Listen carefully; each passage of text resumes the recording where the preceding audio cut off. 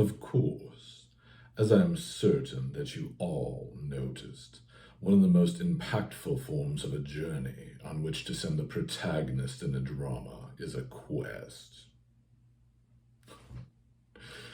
When I was an undergraduate student, my professors, too often, started out their lessons about dramatic writing with mystifying statements along those lines. I remember that too often my classmates and I simply pretended that we understood.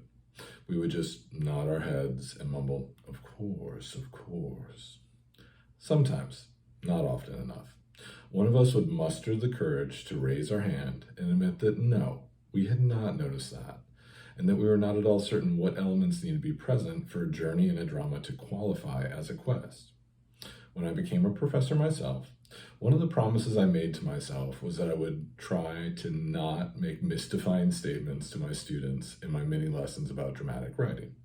Instead, I would try to demystify the process of writing dramas by explaining to my students what elements they would need to incorporate into their respective protagonist journeys for them to qualify as quests. Thomas C. Foster, who taught at the University of Michigan Flint for almost 40 years, shares a useful framework for quests in his best-selling book, How to Read Literature Like a Professor, in the chapter titled, Every Trip is a Quest, Except When It's Not. In it, he breaks down the 5 elements that would qualify a journey as a quest. As Foster tells us, a quest consists of 5 elements. 1. A quester. 2. A place to go. 3. A stated reason to go there. 4. Challenges and trials along the way. And 5. A real reason to go there. The first of those 5 elements, a quester, is simply a character who goes on a quest. However, I should point out that the character does not need to understand that they are on a quest, particularly at the start of it.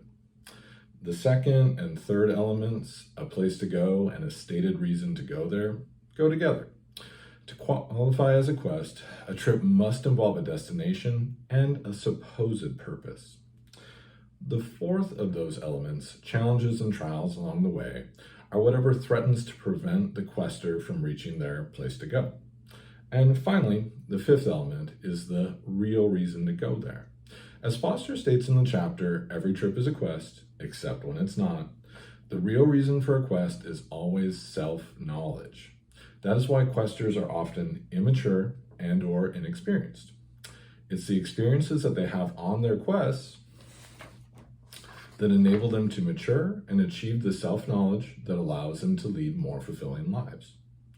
It's important to point out that achievement of self-knowledge on the part of the quester, that internal journey, is more important than the external journey that leads them to it. That's because, as we've talked about, the most impactful dramas tend to be structured around an internal need on the part of the protagonist.